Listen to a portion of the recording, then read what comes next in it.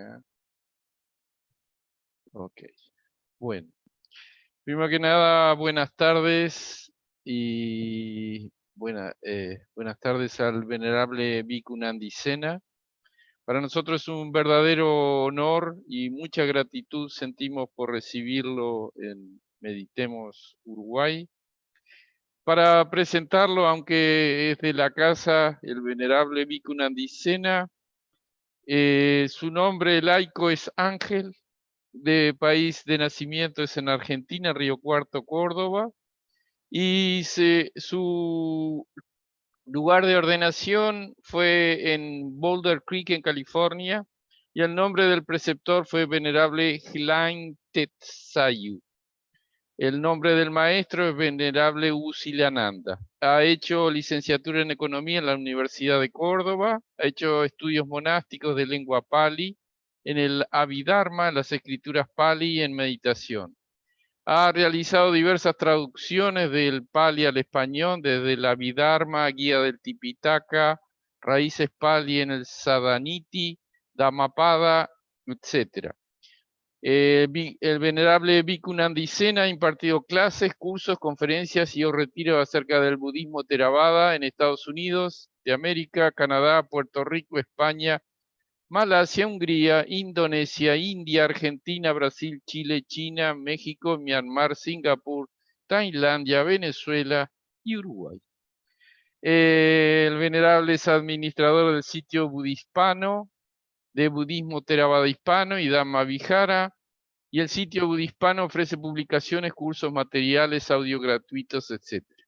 Es representante de diversas organizaciones ante el Consejo Mundial de Budismo y sus actividades comprenden, para no hacerlo muy largo, traducciones de textos pali, viaja a diferentes países, imparte retiros y clases y da cursos en budismo Theravada en español. Actualmente está dedicada a la traducción del pali al español de diversos textos y ofrece cánticos de todas las mañanas que de luego, si él gusta, nos compartirá e invitará a esos que realiza todas las mañanas desde México.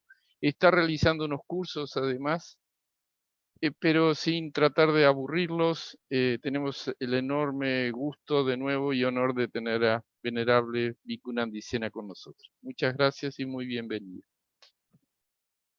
Muchas gracias, Ricardo, por la presentación. Después, al final, si quiere, les contamos un poco lo que estamos haciendo aquí en vivo desde el monasterio todos los días. Y bueno, y vamos a dar comienzo a esta charla, como dicen allá en Uruguay, en Sudamérica, una plática aquí en México. Así que voy a compartir la pantalla. No sé si todos ven la pantalla bien. Sí, ¿no? Los que están en línea también. Entonces hoy es viernes 30 de septiembre del año 2022. Son las 5:08 p.m. hora de México, 7:08 p.m. hora de Uruguay y Argentina. Y hoy día vamos a impartir esta charla sobre la sabiduría, la perspectiva budista. Voy a compartir esta presentación entonces,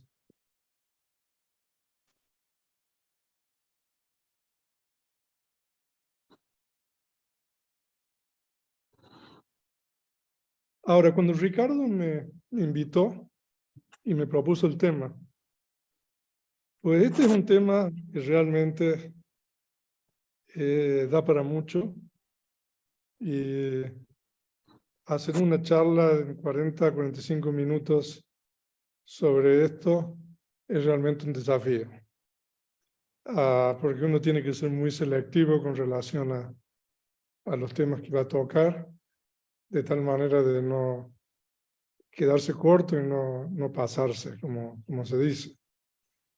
Entonces, vamos a comenzar aquí con un poco de historia. Ahora, nosotros todos los días utilizamos la palabra Buda. Nosotros repetimos los refugios a la mañana en el monasterio y Y esa es una palabra que nosotros la damos por hecha, descontada. Nosotros escribimos Buda como se escribe en Pali, no obstante en español normalmente le escriben como B-U-D-A, porque es muy importante rescatar, digamos, el significado de la palabra, de esta palabra. Y lo que quisiera comenzar diciendo es de que esta palabra no existía siempre. O sea, de hecho, cuando surgió el Buda en el mundo, antes de que surgiera el Buda en el mundo, ese término seguramente no se conocía, era un tema de un nombre, una palabra desconocida, ¿no? Y cuando surge el Buda en el mundo, también aparecen sus discípulos y muchos de sus seguidores laicos.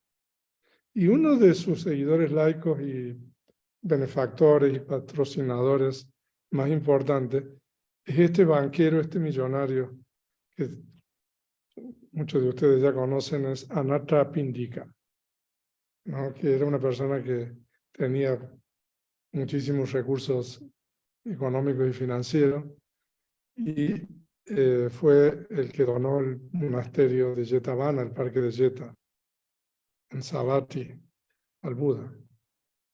Y se dice de que él, en una ocasión, fue de Savatthi a Rajagaha, que era la capital del reino más importante, el reino de Magadha, a la casa de otro amigo millonario.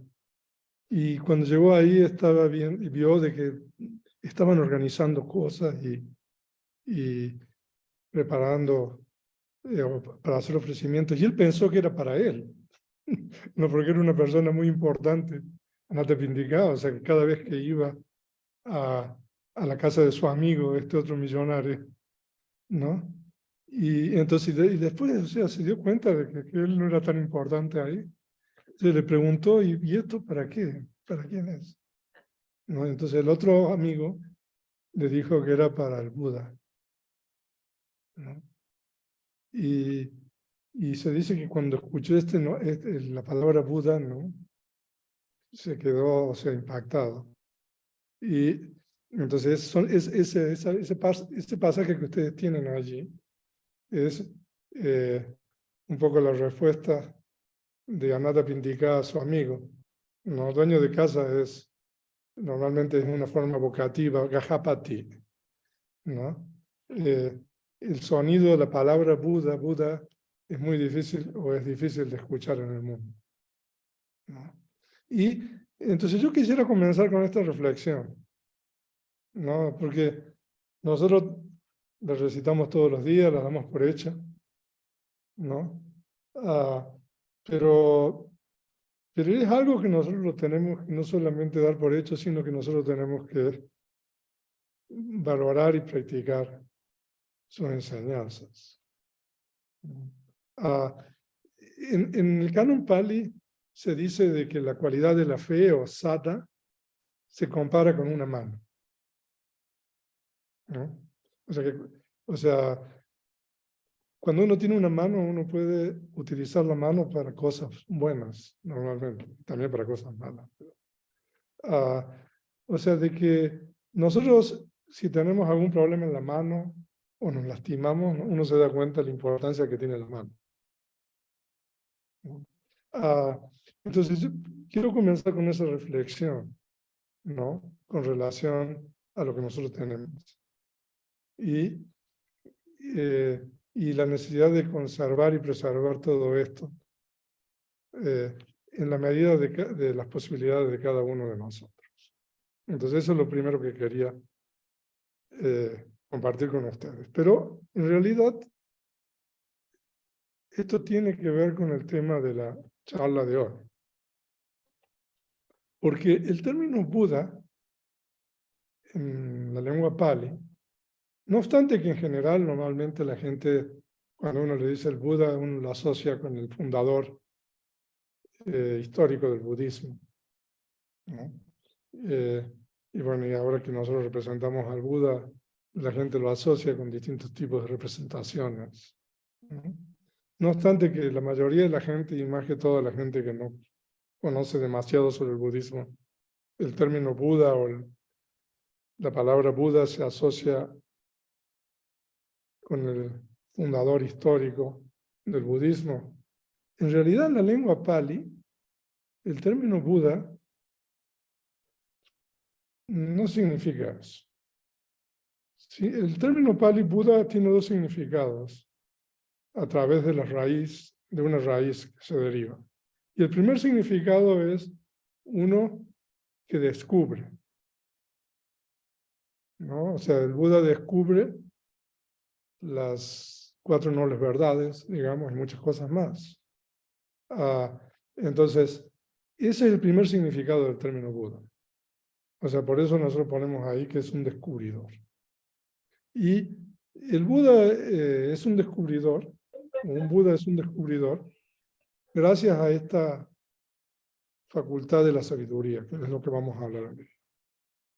O sea, es primordialmente o preponderantemente esa facultad de la sabiduría lo que al Buda le permite descubrir lo que él descubre. O sea, no hay nadie más que pueda descubrir por sí solo, sin la ayuda de un maestro, correctamente lo que el Buda descubre. O sea, después vendrán otros que aprenderán del Buda y podrán descubrir lo mismo, pero es el Buda el primero. Entonces, por eso el Buda es un descubridor. Es un descubridor, no es un inventor. Es un descubridor de algo que ya existía antes, existe y va a existir siempre. ¿No? Entonces, y ese descubrimiento es debido o gracias a esa facultad de la sabiduría, que es el tema que nosotros vamos a abordar en esta charla. Y el segundo significado del Buda, o de Buda, del término, es uno que permite que otros descubran. O sea, de que en Pali, si ustedes estudian gramática, Pali ese es un significado causativo. O sea, el primer significado es un significado directo, uno que descubre. Pero el segundo significado es uno que hace o permite, o que sí, que causa o que hace que otros puedan descubrir, ¿no? Y ese segundo significado se refiere a la cualidad del maestro, ¿no? O sea, de que primero el Buda descubre gracias a la facultad de la sabiduría y después pasan algunas semanas, ¿no? Y él enseña eso. Entonces eso es debido a su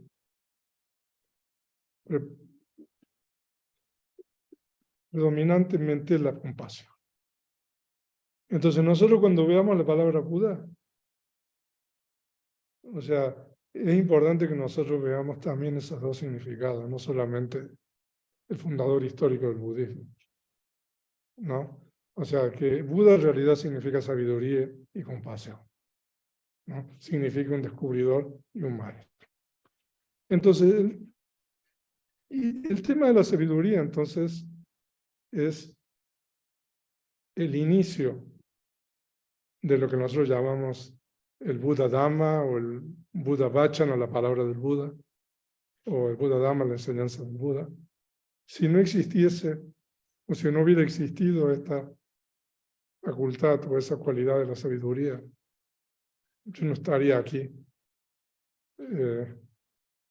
dando esta charla, ¿no? O sea, de que es el inicio de la palabra del Buda, el budismo, como ustedes quieran llamarlo. Ahora, históricamente, al Buda, como ya les he contado aquí, no se lo representaba antropomórficamente. Al Buda se lo representaba a través de símbolos. Pero a partir de que al Buda se lo empieza a representar físicamente o antropomórficamente, a la iluminación o al descubrimiento se lo representa, ¿no? Tocando con la mano derecha la tierra, ¿no? Que es yo siempre uso el Pali, no uso sánscrito, porque el Pali es anterior. O sea, que es Bhumipasa, ¿no? Que es en esa imagen que es de la época de Gandhara, que es muy antigua, que es del siglo II o III de esta era, que está en el Museo de Arte Asiático en Washington, en Estados Unidos. ¿Lo pueden ver? Al Buda, la iluminación del Buda se lo representa tocando la tierra. Ahora, lo que es importante aquí es de que esa iluminación y ese descubrimiento es debido a la práctica por mucho tiempo antes de lo que se llama en Pali parami, o las perfecciones. O sea, de que son 10 perfecciones, de acuerdo a los tratados antiguos Pali, que el Buda, bueno, el Buda no, el futuro Buda, el Bodhisattva, practica por innumerables existencias y va perfeccionando estas, por eso se llaman precisamente perfecciones. O sea, es algo que él va practicando y va mejorando hasta que llega a la última existencia. Y cuando llega a su última existencia, eso ya está totalmente amadurado, esa práctica, ¿no? Entonces, esa iluminación es debido a esa maduración o esa consumación de esas 10 perfecciones, y en particular de la sabiduría, ¿no? Entonces, nosotros lo vemos representado eso, el Buda tocando la tierra, porque se dice de que el Buda hizo que la tierra fuera testigo de su iluminación.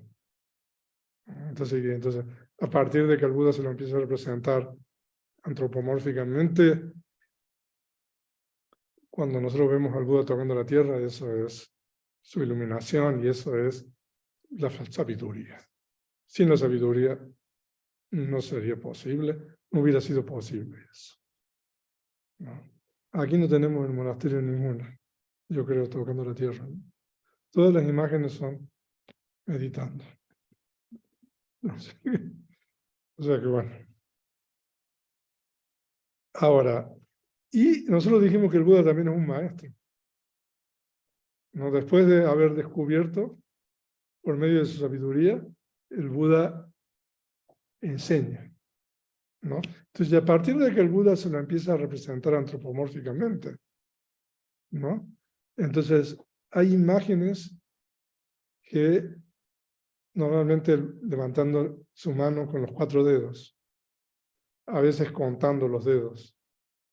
Eso es la representación de la gran compasión, Mahakaruna, que se dice de que es una de las cualidades que no son comunes a ningún otro ser, la Mahakaruna.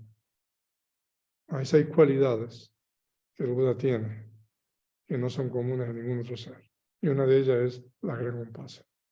Entonces, normalmente ustedes ven que al Buda se le representa así, a veces tocando los dedos, ¿no? Entonces, entonces nosotros podemos ver que en las representaciones antropomórficas, que al Buda se lo representa de esta manera. Entonces, cuando ustedes vean al Buda así, entonces eso representa la Mahakaruna. Ahora, es una introducción al tema.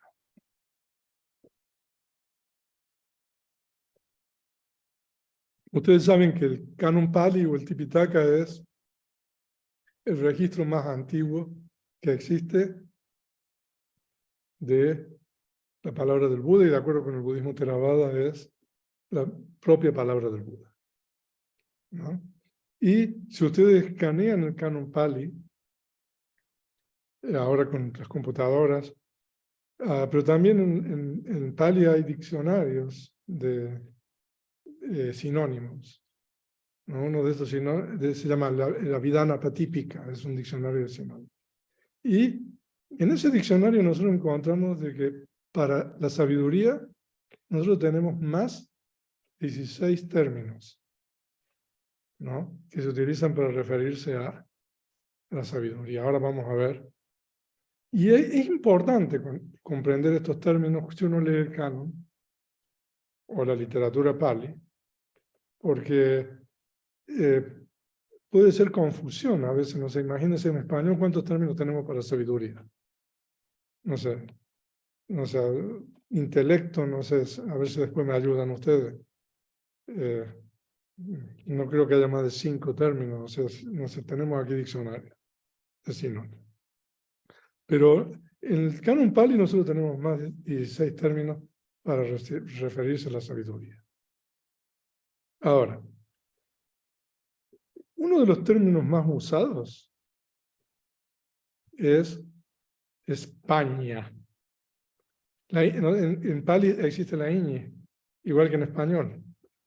O sea, pero la ñ en pali es nasal también, o sea, que hay que pronunciarla como que saliendo aire por la nariz, o sea, que sería algo así como paña. Pero está la ñ, ¿no? Y paña es un término muy común para referirse a lo que nosotros en español decimos sabiduría, ¿no? Y también sinónimos de paña, vipassana, por ejemplo. O sea, que es un término que ya se utiliza prácticamente sin traducir, ¿no? No obstante, el nombre de la organización de Ricardo es Introspectiva Uruguay, ¿no? O sea, que es como vipassana. Pero bueno, ya vipassana se usa. Y samadhi es otro término que muchos de ustedes conocen, que es el primer componente, el primer factor del óctuple noble sender, que tradujémoslo por ahora como recta visión. Y otro término también que es bastante común es ñana. Ñana es diferente que llana, ¿no? Ñana es sinónimo también de paña, o sea que significa lo mismo, todos estos términos. O sea que si ustedes ven vipassana o samadhi o ñana o paña, en realidad son todas realidades últimas. Y estos son conceptos nombres, ¿no? Vipassana, samadhi, ñana, paña. Y los conceptos nombres, en este caso, apuntan o se refieren a una realidad última, a diferencia de otros conceptos nombres que se refieren a otros conceptos. Entonces, nosotros tenemos estos términos que ahora vamos a explorar en esta conferencia. Ahora, pero bueno, el término más común es paña, ¿no? Y todas las palabras de la lengua pali vienen de raíces, ¿no? Y en este caso, paña está formada por un prefijo que es pa. En pali hay 20 prefijos y cada prefijo puede tener diferentes significados. Entonces, en este caso, el prefijo pa significa de un modo particular. Ahora vamos a ver eso. Y entonces, si nosotros a la raíz ña le colocamos el prefijo pa, entonces ahí operan ciertas reglas gramaticales de combinación eufónico de sandhi, y entonces nosotros tenemos la palabra o el término paña. Y la raíz ña tiene el significado de conocimiento, comprensión. Entonces nosotros tenemos básicamente ya una definición. O sea, que es un conocimiento particular, paña. No es cualquier tipo de conocimiento. Entonces, paña se refiere a un tipo particular de conocimiento, es decir, no cualquier tipo de conocimiento es paña, ¿no? Entonces ahora quiero compartir con ustedes unas traducciones de unos pasajes del Visuddhimagga. El Visuddhimagga es un tratado que es muy importante en la tradición Theravada. Visuddhimagga es un compuesto, sendero, magga, de la purificación visual, que es atribuido a un monje muy famoso, que es el venerable Buddhaghosa, que vivió en el siglo V de esta era. ¿No? Y hay un capítulo, el Visuddhimagga es una enciclopedia para aquellos que están interesados en la práctica de la meditación. El Visuddhimagga está dividido en 3 partes. O sea, que es Sila, que es la parte de la práctica de la virtud, Samadhi, que es la parte de la concentración, y Pañña, que es la parte de la sabiduría. Y entonces en el capítulo, en esa sección, sobre la tercera parte, sobre Pañña, entonces nosotros encontramos explicaciones muy importantes sobre la sabiduría que quiero compartir con ustedes. Pero antes de compartir esto, ahí tienen una nota, ¿no? Ahora, para entender correctamente estos pasajes que vamos a leer ahora, es importante tener en cuenta que la sabiduría puede no tener nada que ver con las enseñanzas del Buda. ¿No? Pero como este tratado está dedicado a la parte de la práctica, las explicaciones que el Visuddhimagga nos da es solamente de la perspectiva de la práctica y de la enseñanza del Buda. Pero después de compartir con ustedes este pasaje, yo voy a compartir otros pasajes de otro tratado canónico para hablar de la sabiduría de una manera más genérica, donde ya incluye cosas que no tienen nada que ver con el Buda. Pero creo que es un buen punto de partida compartir estos pasajes, pero con esta observación que estoy haciendo, de que la sabiduría puede significar cosas que no tienen mucho que ver con toda la enseñanza del Buda, entonces eso lo vamos a ver más adelante. Ahora vamos a compartir estos pasajes del Visuddhimagga, donde el Visuddhimagga explica sobre Pañña. Entonces, esa es una traducción, y allá arriba ustedes tienen el volumen número 2, página 66. Después les comparto el PDF. Si ustedes le hacen clic ahí, ustedes van a ir al texto Pali, ¿no? Donde está, y esta es la traducción de ese texto Pali, ¿no? Entonces, la sabiduría es de muchos tipos, eso es lo que dice el Visuddhimagga. Y hay varios modos de sabiduría. Responder todo esto, en primer lugar, no lograría el propósito deseado y además podría conducir a la distracción. Por lo tanto, hablaremos solamente con respecto a lo que concierne aquí, ¿no? ¿Qué es lo que concierne en el Visuddhimagga? La práctica de Vipassana, ¿no? Entonces, esa es la definición de sabiduría desde la perspectiva budista de la práctica. Sabiduría es el entendimiento de introspección asociado con una conciencia sana. O sea que ese es un pasaje. Kusala cheta sampayutam vipassana jnanam pañña. O sea, en Pali hay que leer de atrás para adelante. Pañña, sabiduría, es el entendimiento de introspección, vipassana jnanam. Y ese conocimiento de introspección está asociado, sampayutam, con una conciencia cheta, sana, kusala. O sea, de que si ustedes han estudiado Abhidhamma, o sea, y de hecho el Visuddhimagga explica esto después de explicar Abhidhamma. Hay como 4 capítulos en el Visuddhimagga donde se explica Abhidhamma. Y después explica. Entonces, siempre la sabiduría, de acuerdo, está asociada con una conciencia sana. Y si ustedes estudian Abhidhamma, la sabiduría está asociada con las otras 2 raíces sanas, del no apego y el no enojo.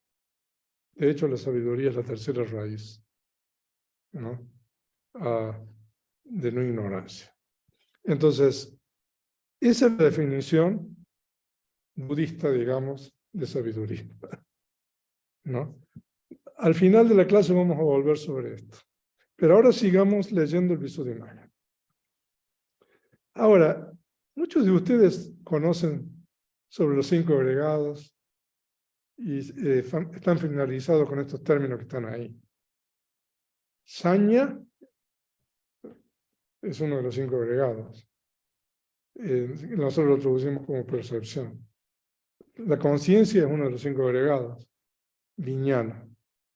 Y la sabiduría es paña. Ahora, en ese cuadro, en esa tabla, lo que hemos puesto es de que en realidad todos estos 3 términos vienen de la misma raíz en Pali, que es la raíz ña. Lo único que cambia ahí son los prefijos, ¿no? Ahora, la sabiduría se forma con el prefijo pa, que ya explicamos lo que significa en un modo particular. La conciencia se forma con el prefijo vi, y la percepción se forma con el prefijo sam. Lo que pasa es que la nigajita, la M con el punto, cuando está seguido por ña, se convierte en ña. Entonces, por eso tenemos saña, ¿no? O sea que aquí nosotros tenemos, ña significa conocer, ¿no? Conocimiento. O sea, de que la percepción en realidad es una forma de conocer. La conciencia es una forma de conocer. Y la sabiduría es una forma de conocer. Pero son formas diferentes de conocer, ¿no?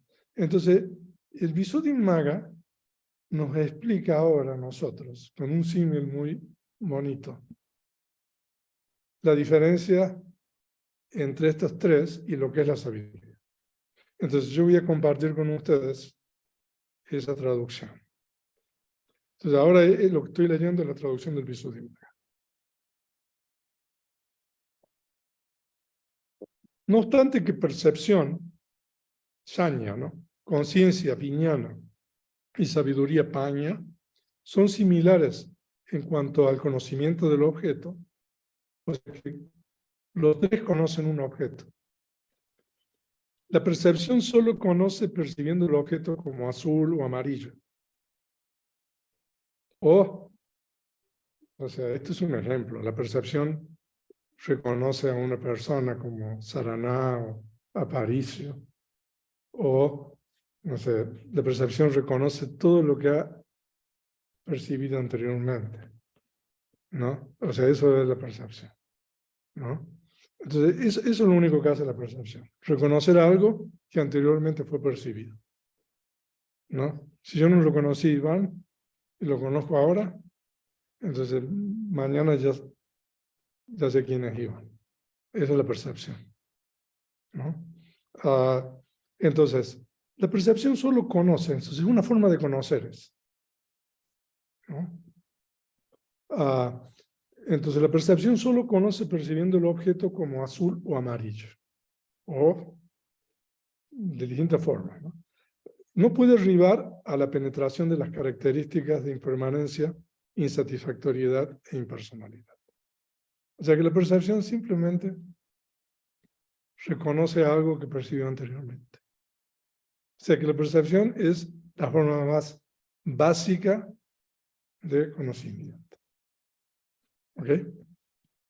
Ahora, después viene la conciencia, que ya es un poquito más de peso pesado, digamos. La conciencia conoce el objeto como azul o amarillo y logra la penetración de las características, pero no puede lograr, aún esforzándose, la manifestación del sendero ultramundano. El sendero ultramundano es algo que se logra debido a la facultad de la sabiduría, ¿no? Pero la conciencia puede conocer algo porque está junto con la percepción. Siempre la conciencia está con la percepción. Entonces, por eso la conciencia va a conocer lo que la percepción percibe. Pero la conciencia no siempre está con la sabiduría. Entonces, y la conciencia, cuando está con la sabiduría, puede estar con la sabiduría mundana o con la sabiduría ultramundana. Entonces, por eso la conciencia solamente hasta ahí puede llegar, ¿no? Percibe el objeto como la percibe la percepción y puede percibir el objeto de acuerdo con las características de la impermanencia, ¿no? Pero no puede percibir el objeto y hacer que se manifieste el sendero ultramundano. Y, en cambio, la sabiduría, que o sea, es un conocimiento aún más especializado, conoce el objeto de acuerdo con el modo mencionado, es decir, los dos anteriores, y logra la penetración de las características y logra, esforzándose, la manifestación del sendero ultramundano. O sea, de que ahí el Visuddhimagga nos explica de una manera muy clara por qué es un conocimiento de un modo en particular o especial. Y el Visuddhimagga no solamente eso, sino que nos da un símil para explicar, que dice que hay tres personas, un niño carente de discernimiento, un aldeano y un cambista, ¿no? O sea, gente que cambia dinero. O sea, interesante, ¿no? En esa época ya había estas casas de cambio, ¿no?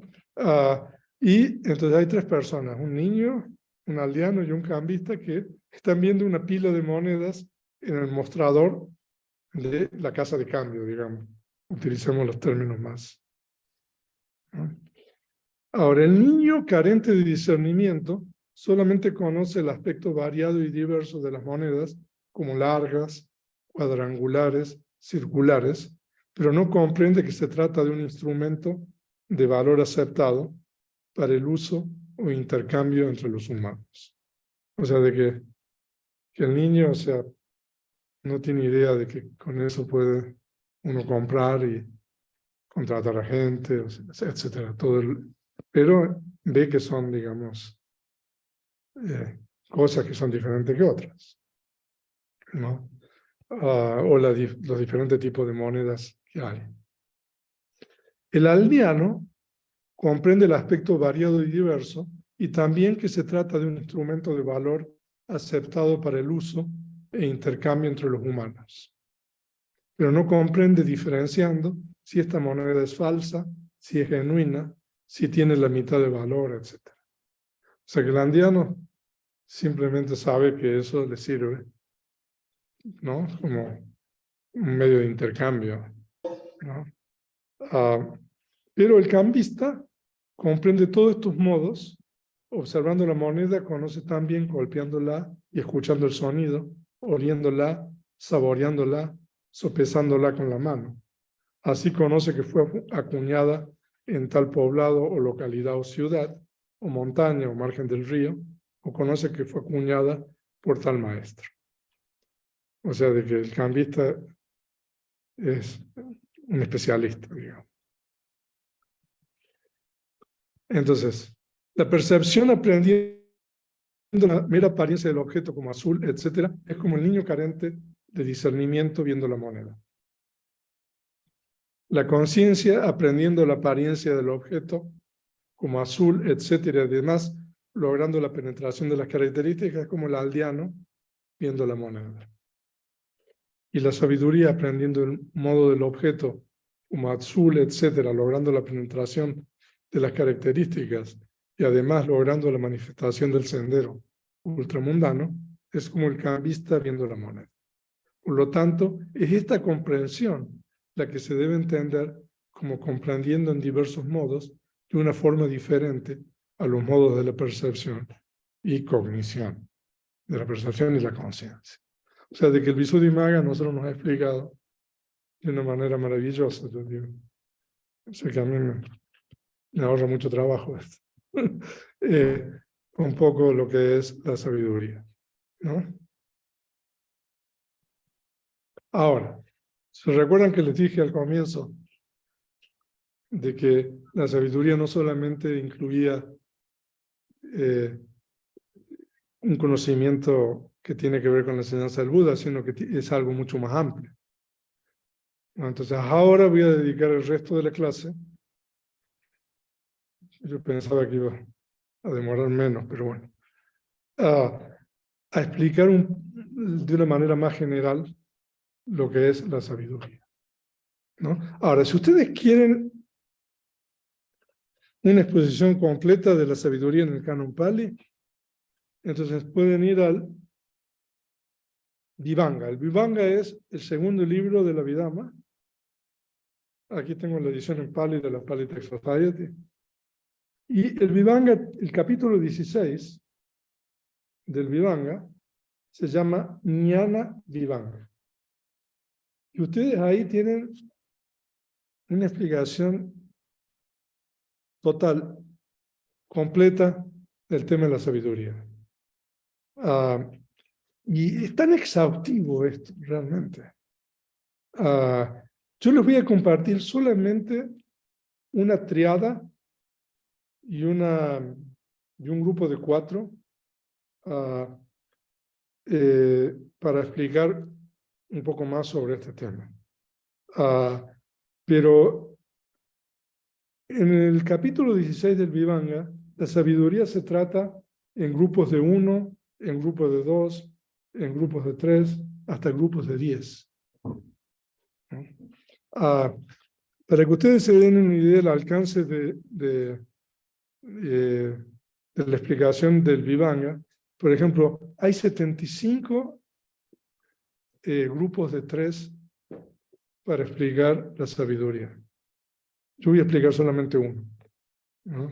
O sea, de que el Vivanga es como quien dice el lugar donde ustedes tienen que ir si ustedes quieren investigar o leer más. Pero claro, si ustedes van al Vivanga, al capítulo 16, hay una traducción inglesa, que si quieren después les comparto, del venerable Utitila. Pero para poder leer aún en inglés se requiere el comentario, que es el Samoja Vinodana. Pero bueno, vamos a ver ahora entonces de una manera más general la sabiduría. Entonces, en la sección de 3 tipos hay esta triada que es Sutta Maya Paña, que es sabiduría adquirida en base al oído. Chinta Maya Paña, que es la sabiduría adquirida en base a lo pensado. Y Pavana Maya Paña, que es la sabiduría adquirida en base al desarrollo meditativo. O sea, de que aquí nosotros tenemos un panorama completo de la sabiduría. O sea, de que el primero es cualquier cosa que uno aprende escuchando. Adquisición de información, ¿no? No sé, si ustedes no saben cuál es la capital del estado de Veracruz, entonces, bueno, Jalapa. Entonces, eso es Sutta Maya Paña, ¿no? Si no sabían. O sea, yo le estoy dando información. Eso es Sutta Maya Paña, ¿no? O, no sé, vino Jorge aquí, ¿no? A arreglar estos controles remotos para entrar al monasterio. No sé, ahí estuvo, no sé, Luis viendo. Entonces, bueno, Jorge le explicó, ¿no? O sea, cualquier enseñanza que uno recibe, y en la época del Buda se aprendía solamente por el oído. Ahora uno puede leer un libro, ¿no? No sé, ustedes están haciendo un huerto, no sé, ahí en YouTube hay instrucciones también, ¿no? De cómo plantar ajo o papa, o bueno, ustedes saben, pero, o sea, de que uno ahora puede, o sea, no solamente en base del oído, sino uno puede leyendo, ¿no? Viendo videos, se puede adquirir ese conocimiento.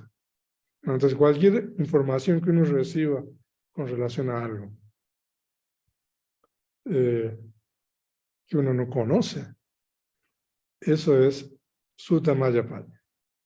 Y esa sabiduría no tiene límites, en general, porque tiene que ver con la realidad convencional, ¿no?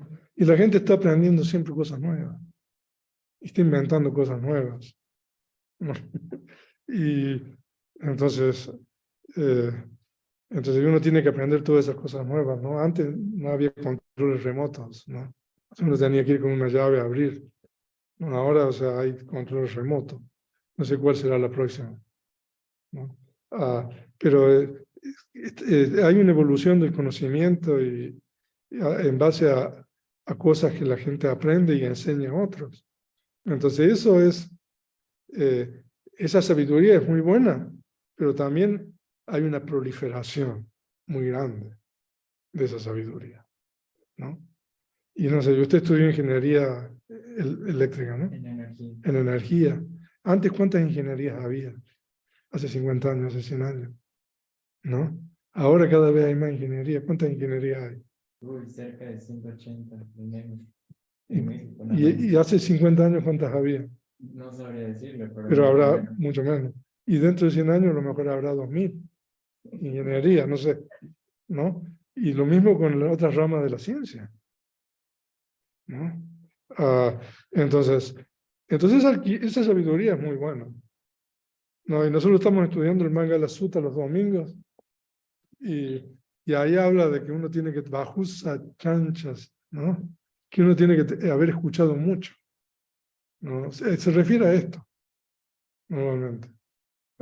O sea, de que eso no solamente tiene que ver con aprender sobre la enseñanza del Buda, que también uno puede escuchar muchas cosas sobre, y eso es también sabiduría, ¿no? O sea, uno no sabe que el Buda enseñó las 4 nobles verdades, el origen condicionado, ¿no? Que el Buda nació en Lumbini y vivió hace tantos años, y uno se puede leer toda la historia de la biografía del Buda, y hay muchos libros, o sea, entonces y uno aprende cosas que no sabía antes, eso es Sutta Mayapati, ¿ok? O sea, que tiene que ver con la enseñanza del Buda y tiene que ver con cosas que no tienen nada que ver con la enseñanza del Buda. Y después está la sabiduría adquirida en base a lo pensado, y eso es un poquito más elaborado, ¿verdad? O sea, eso tiene que ver con el procesamiento de datos, con el procesamiento de la información, ¿no? Con el sistema de, no sé, ¿cómo se dice? Trial and error, ¿cómo se dice eso? ¿Cómo? Prueba y error, ¿no? O sea, entonces uno, o sea, va, o sea, probando y entonces hasta que realmente encuentre la forma de hacer. Entonces, esa sabiduría ya es un poco más elaborada, porque realmente uno tiene que... El método Montessori, ¿Por qué el método Montessori? pues vas así como te da a entender tus conocimientos previos a lo que no conoces ahora y generas nuevo conocimiento. Entonces, el proceso... Yo diría que este es Chinta Maya Paña es la ciencia, ¿no?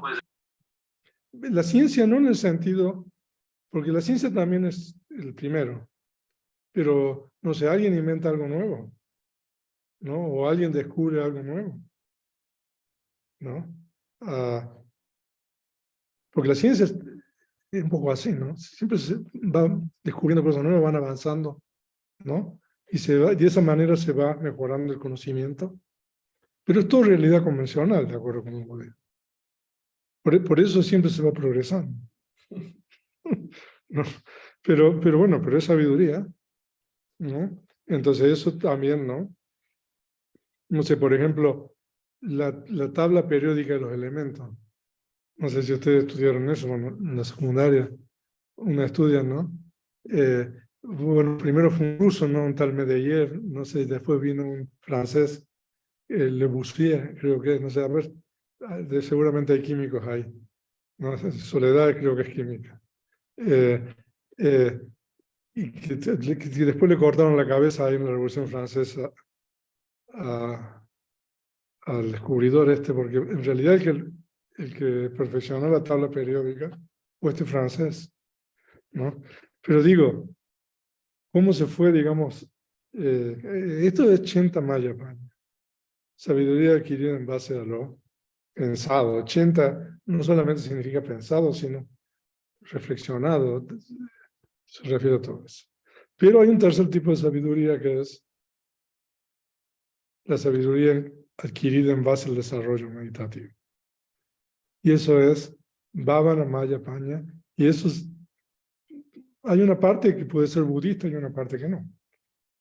Porque la parte de la meditación de tranquilidad, que es común también a otras religiones, eso es también sabiduría adquirida en base al desarrollo meditativo.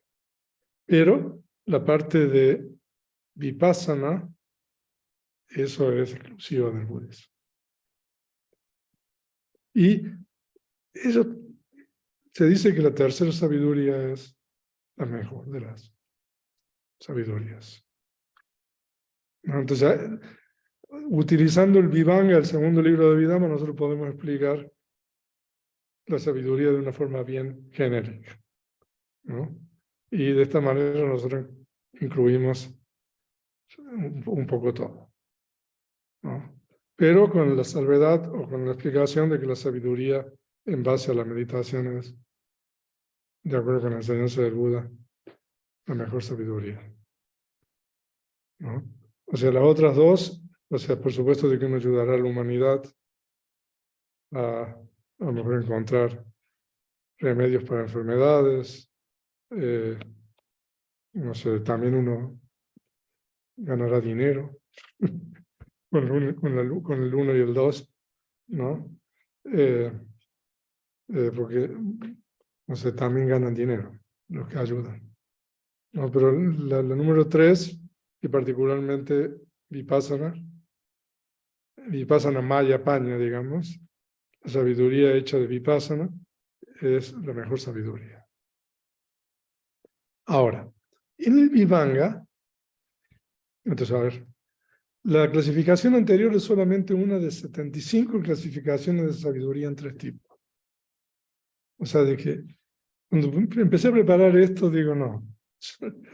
Entonces, ya ahí, muchas de estas explicaciones del Vivanga están basadas en el primer libro de Vidama, que es el Dhammasangani, ¿no? Entonces, hay sabiduría que tiene un objeto limitado.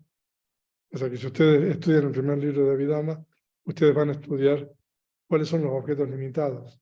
Los objetos limitados son las 54 conciencias mundanas, las 28 propiedades materiales, ¿no? Entonces, pero hay sabiduría que tiene objetos sublimes. Entonces ya un poco más, ¿no? Se refiere a las llanas, de la esfera de la materia sutil o las llanas inmateriales. Y hay sabiduría con objeto ilimitado, que se refiere a las conciencias que tienen el objeto, el elemento incondicionado como objeto. Entonces, 75 hay, o sea, que ni siquiera, bueno, ahí les mencioné uno. Pero esa primera que mencionamos anteriormente, es la primera de las 75. Es bien buena porque nos da un panorama general de la sabiduría. Ahora, si nosotros vamos al Vivanga, y después de las 75 hay una clasificación de la sabiduría en 4. Y ahí también, la primera es bien importante para nosotros. Entonces hay 4 tipos de sabiduría. Estas todas tienen que ver con el Dhamma. Y la primera es el entendimiento de la propiedad de las acciones. En Pali se llama Kama Sakata Jnana. Ahora vamos a explicar eso. El segundo es el entendimiento en conformidad con la realidad. Eso en Pali se llama Sacha Anu Lomikam Jnana. A mí vamos a explicar. Y la tercera es el entendimiento de la posesión del sendero ultramundano, Maga Samangisa Jnanam. Y el cuarto es el entendimiento de la posesión de la fricción ultramundana, Pala Samangisa Jnana. Ok. Entonces, veamos la primera. Esto es bien importante. El entendimiento, ¿qué es el entendimiento de la propiedad de las acciones? Kama Sakata Jnana. Kama, digamos que es acciones. Sakata es propiedad. Jnana, entendimiento, Ñana y paña lo mismo. Entonces, si ustedes estudian las 7 etapas de purificación, van a ver que esta sabiduría se refiere a la purificación de la concepción. Diti Visuddhim. Y este entendimiento, esta sabiduría, en realidad es el primer componente del noble óctuple sendero, que en Pali se llama Samadhi, y que es un término bien difícil de traducir. Se puede traducir como recto entendimiento, se puede traducir como recta visión, pero a veces también es como una recta creencia, ¿no? Entonces, esa es la primera sabiduría. O sea, hay 4 en ese orden. Entonces, por eso, la propiedad de las acciones, ¿qué significa? Entonces, ahí tienen un pasaje del Sutta Pitaka, de la canasta de discurso. Bhikkhus, los seres son propietarios del karma, o son propietarios de sus acciones. Son herederos del karma, o son herederos de sus acciones. Son generados por el karma, son generados por sus acciones.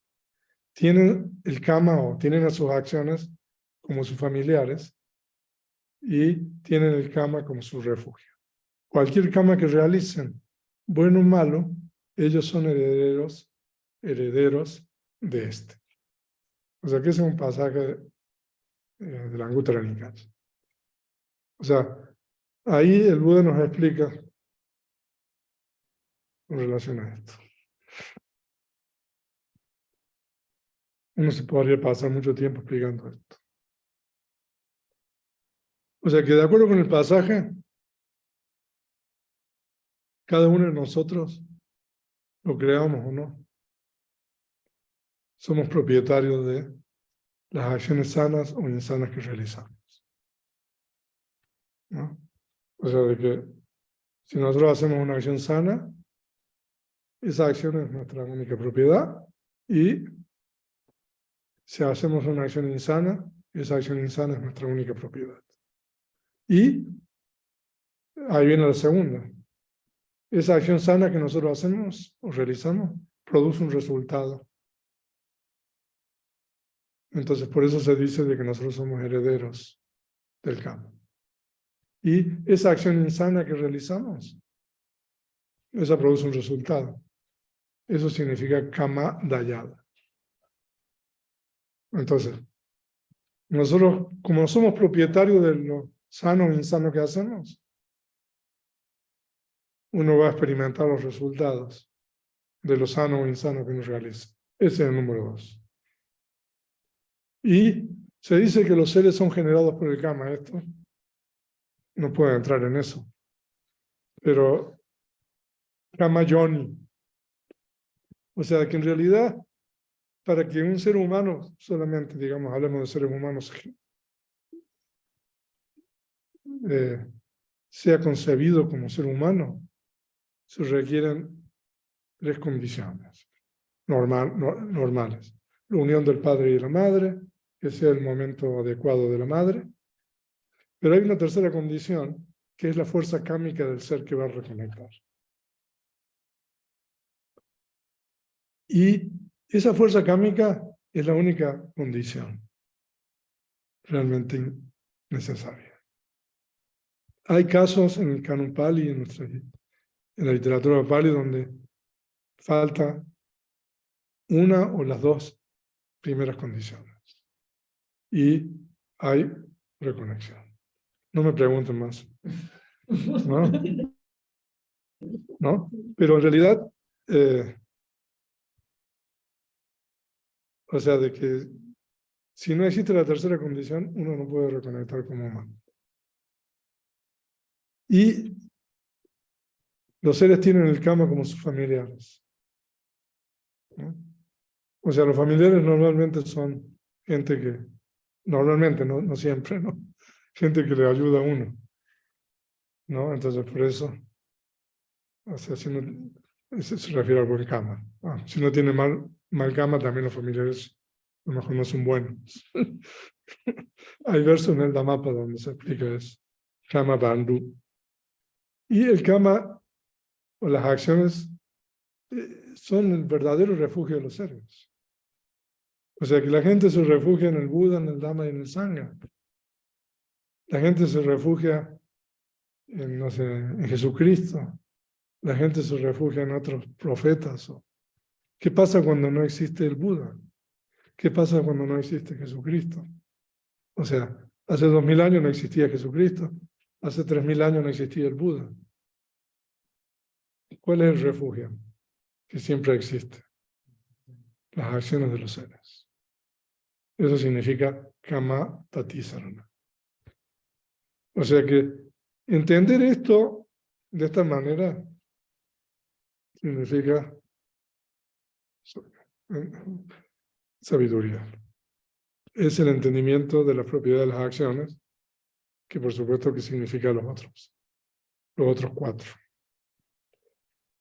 Ahora, para comprender el entendimiento de la propiedad de las acciones es necesario comprender qué significa el término kama. ¿No? Y ahí tienen un sutta. Ahí la traducción al español de ese sutta y también en Pali, el Nivedika Sutta. Bhikkhus, a la abolición yo llamo kama. Por medio de la abolición uno realiza la acción con el cuerpo, con la palabra o con la mente. O sea, de que el kama en realidad es un factor mental que acompaña a las acciones corporales, verbales o mentales. Hay más cosas, pero eso es. Entonces, establecerse en la creencia correcta, samadhiti, de que uno es propietario de sus acciones, es el comienzo de la práctica del noble óctuple sendero. O sea, de que entonces en un primer nivel es tener, como quien dice, una creencia correcta, que nosotros somos propietarios de nuestras acciones, que nosotros somos responsables de las acciones que realizamos y del resultado de esas acciones. Entonces eso es el primer componente en un nivel básico de el noble óctuple sendero, que es la práctica de la enseñanza del Buda. Ahora, veamos el segundo tipo de sabiduría. El entendimiento en conformidad con la realidad. El segundo tipo de sabiduría, el entendimiento en conformidad con la realidad, o el término sacha puede significar verdad también, significa comprender. Esto es sufrimiento, este es el origen del sufrimiento, esta es la cesación del sufrimiento, y este es el sendero a la práctica que conduce a la cesación del sufrimiento. O sea que, como ustedes pueden ver, esto ya es un nivel más elevado de sabiduría. Ahora, para arribar a este segundo tipo de sabiduría, el entendimiento en conformidad con la realidad o verdad, se requiere haber logrado las siguientes etapas de purificación que corresponden a lo que se denomina sabiduría mundana o sabiduría que es objeto de contaminantes. Sasa o apaña en Pali. O sea, de que uno no llega a la realización o a la comprensión de las 4 nobles verdades directamente con una recta creencia, ¿no? O sea, uno tiene la recta creencia, pero cuando uno tiene la recta creencia, entonces uno va a practicar el óctuple sendero. Y cuando uno practica el óctuple sendero, entonces uno va a pasar por una serie de etapas de purificación. Entonces, después de que uno pasa por esas etapas de purificación, todas esas etapas de purificación que uno practica después de tener la recta creencia, corresponde a una sabiduría mundana o una sabiduría que es objeto de contaminantes. O sea, de que es una sabiduría que que puede ir uno para atrás también. ¿No? Porque después, si quieren, me preguntan un poco más sobre qué es esto de los contaminantes. Y entonces, cuando uno alcanza esa sabiduría número 2, que es de acuerdo en conformidad con la realidad, entonces la tercera sabiduría es el entendimiento de la posesión del sendero ultramundano, que corresponde a cualquiera de los 4 senderos. Entonces, entrada en la corriente, un retorno, no retorno y estado de graja. O sea, de que cada una de estas son 4 conciencias, perdón, donde la sabiduría está asociada con esas conciencias y que corresponde a cada uno de los estados o los senderos que toman el elemento incondicionado como objeto. En este caso, este tipo de sabiduría se dice que está más allá o fuera del alcance de los contaminantes. O sea, de que ya, o sea, la número 2 estaba todavía dentro del dominio o el alcance de los contaminantes. Ahora ya esta sabiduría trasciende. Y el cuarto es la sabiduría de la posesión de la fruición ultramundana, que corresponde a cualquiera de las 4 fruicciones asociadas con los 4 senderos mencionados. También en este caso, este tipo de sabiduría se dice que está fuera del alcance de los contaminantes.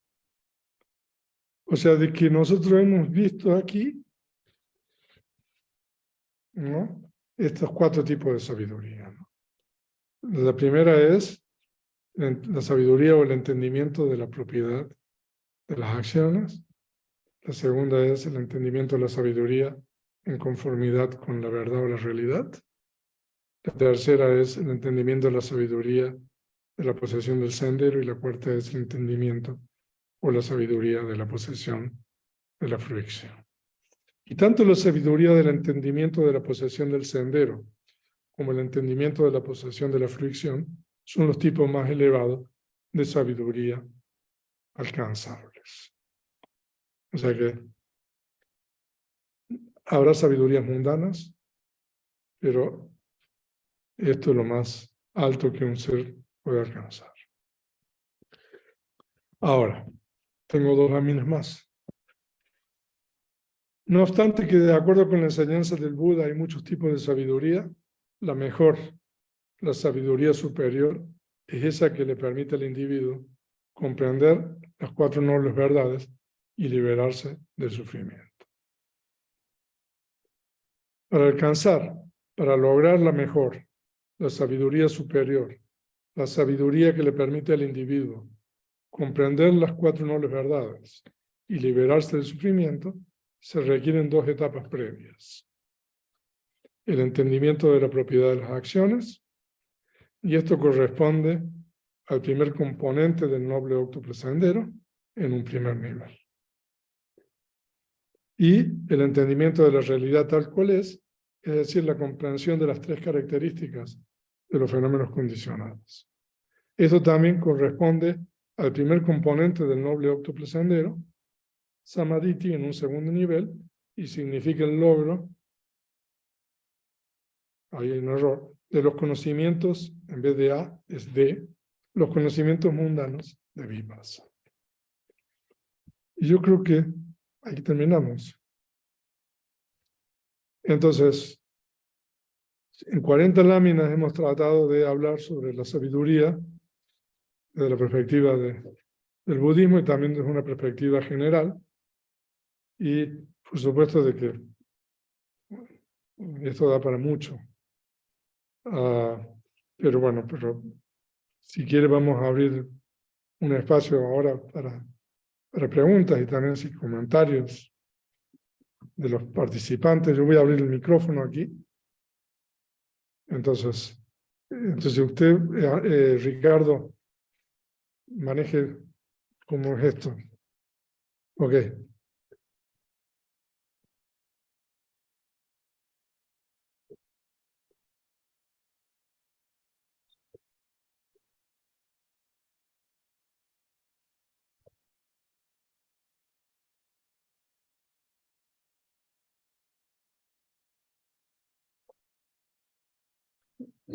Martín Marcado tiene una pregunta.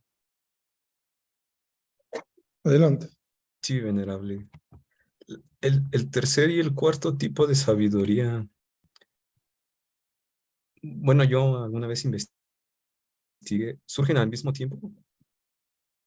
No. O sea, primero surge la conciencia del sendero,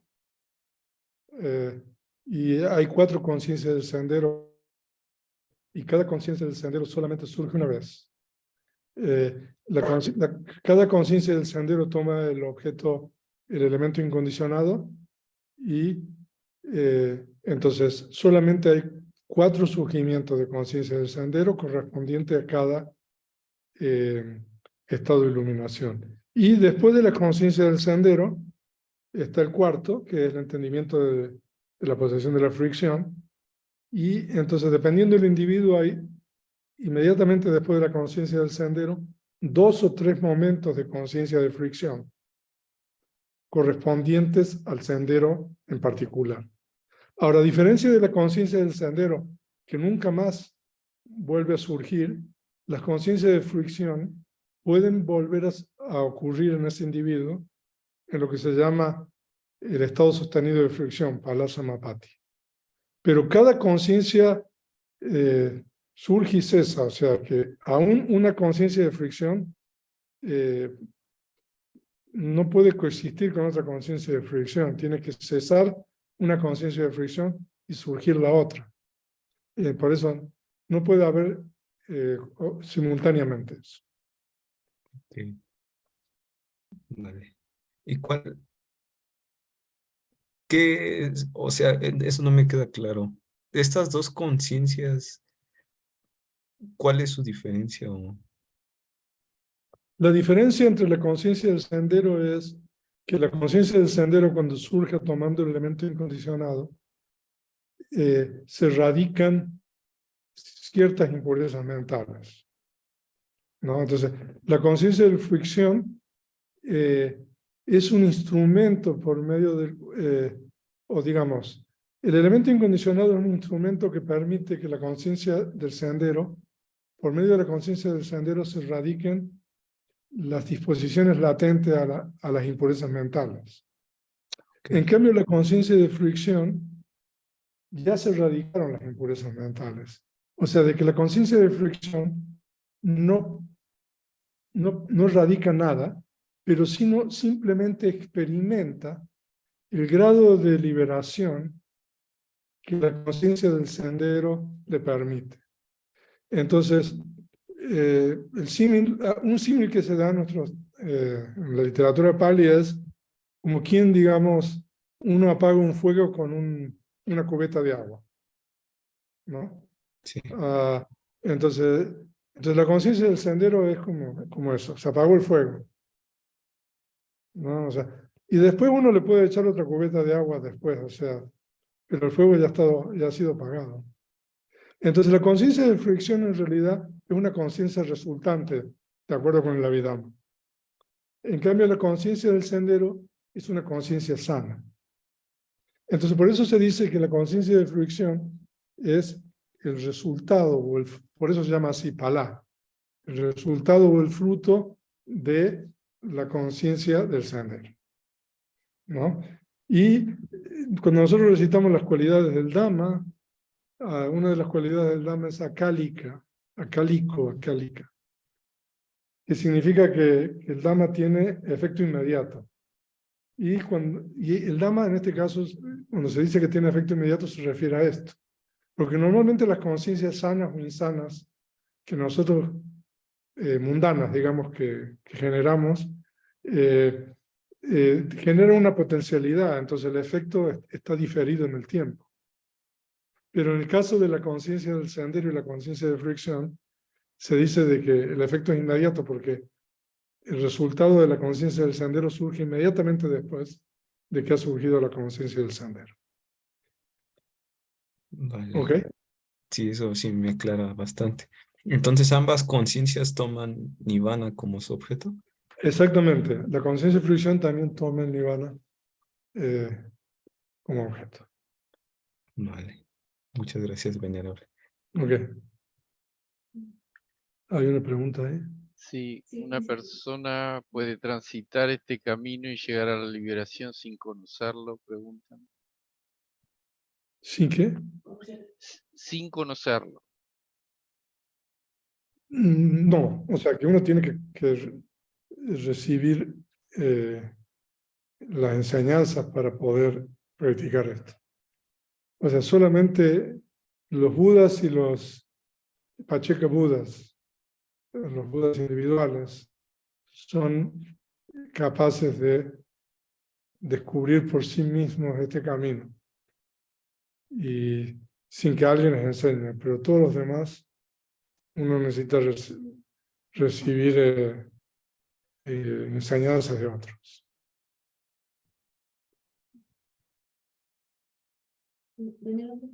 Cuando hablaba de la sabiduría con contaminantes, ¿se refiere a las 3 raíces sin sal? Los contaminantes, sí, o sea, hay 4 contaminantes, ¿no?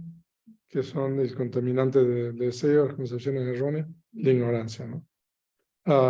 Ahora, lo que quiere decir es la sabiduría que es objeto de contaminantes, es de que solamente la sabiduría que toma el nirvana como objeto es la única sabiduría que está fuera del alcance de esas impurezas mentales. Porque la sabiduría que toma cualquier otro objeto, esa sabiduría puede ser tomada como objeto por las impurezas mentales del apego, el deseo, las concepciones erróneas y la ignorancia. O sea que la sabiduría puede ser objeto de impurezas mentales. Eso quiere decir que tiene contaminantes. Entonces, toda la sabiduría del número 1, número 2, ¿no? Bueno, no número 2, porque el número 2 también significa la comprensión de las nobles verdades. Pero en realidad, hasta que uno no comprende las nobles verdades a nivel del cuarto sendero, o sea, todavía no tiene impurezas mentales y todavía hay una sabiduría que es objeto de contaminante. Ahora, si usted estudia Vidama, eso se entiende bien, ¿no? Porque, o sea, aún la sabiduría puede ser objeto, ¿no? De impurezas mentales. Eso significa, ¿no? Pero la sabiduría que toma el sendero ultramundano es como ya, está fuera. O sea, no es fácil. Bien. Ok. ¿Alguna otra pregunta?